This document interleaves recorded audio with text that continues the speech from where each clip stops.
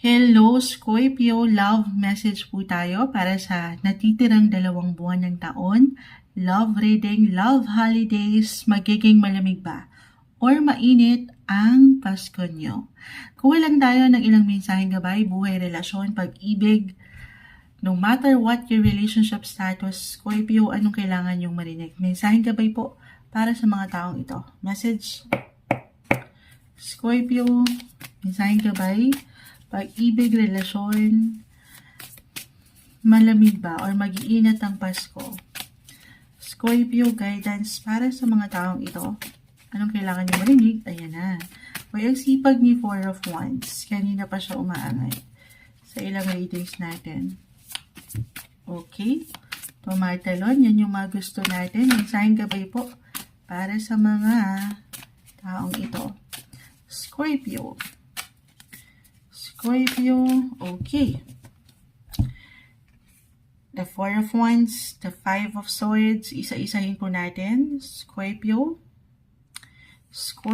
love message, Seven of Pentacles, Reverse, Queen of Pentacles, last 2 months of 2024, Scorpio, the Temperance card, Two of Pentacles. Okay, add pa tayo ng ilan. Okay, Scorpio. Diyan pa lang nakakita tayo. Kanina pa umangat kasing Four of Wands. This is all about celebration. Ayan na. Queen of Wands. And the Page of Swords. Celebration na very normal ngayong holiday season. May party, events kayong pwedeng puntahan. Or actually, for some of you, kung mas lalaliman natin, as a Scorpio, you take your relationship seriously talaga. Na ang ganda. May pagkamalalim kayo. Mga deep thinker kayo. Malalim kayo makiramdam, mag-isip, magmahal.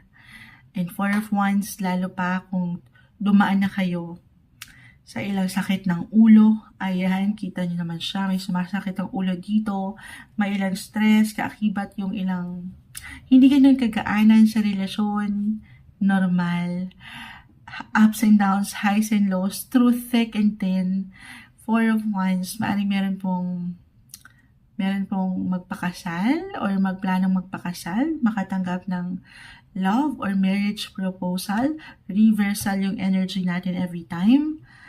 Pinapaalalahanan kayo na may saya, Scorpio. Deserve nyo ang maging masaya. Kung single at andito kayo, hoping kayo to find someone na talaga na magmamahal or mamahalin, i-claim natin na meron. Yes po, sa kabila nung ito, yung pakiramdam, maaring ito lang yung enerhiya, yung pakiramdam nyo na minsan parang kay gulo. Ayan. Parang naguguluminahan din kayo, wow, ang lalim. Kung meron pa ba, andyan pa ba, may darating pa ba si the one? Yes po.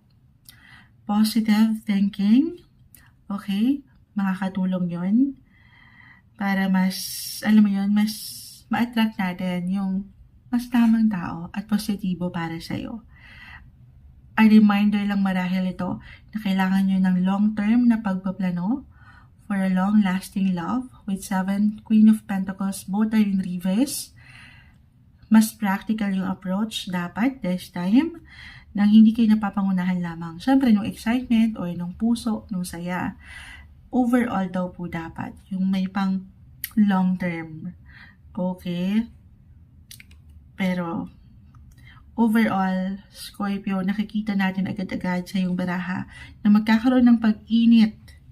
Mag-iinit ang iyong buhay pag-ibig. Kaano man tayo minsan ay sinusubok ng buhay. Okay?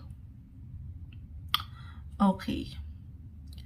I'm getting a message dito, lalo pa kung meron na kayong ilang responsibility, umangat kasi yung pagiging independent din, single, in a relationship, well, regardless,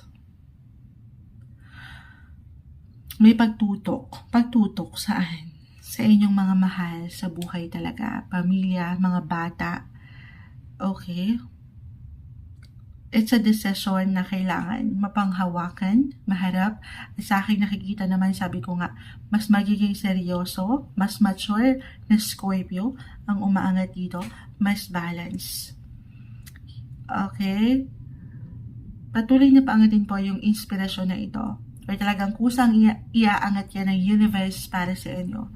Patuloy na may pag-init sa buhay, koneksyon, relasyon. Higit kayong magsasaya or magdidiwang ang inyong mga puso. So, i-claim natin agad-agad. Ang bilis natin nakita na may pag-init. It's all about perspective. Gaano man, sa realidad, magkakaiba pa rin ang bawat isa.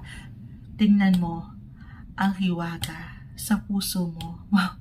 May hugot, Scorpio, hindi. Deserve mo ang maging masaya. Alisin lang yung ilang stress or pag-aalala. Celebrate life. Okay? Celebrate love. Ngayong last 2 months of 2024 para sa inyo, buhay, pag-ibig, relasyon, Scorpio.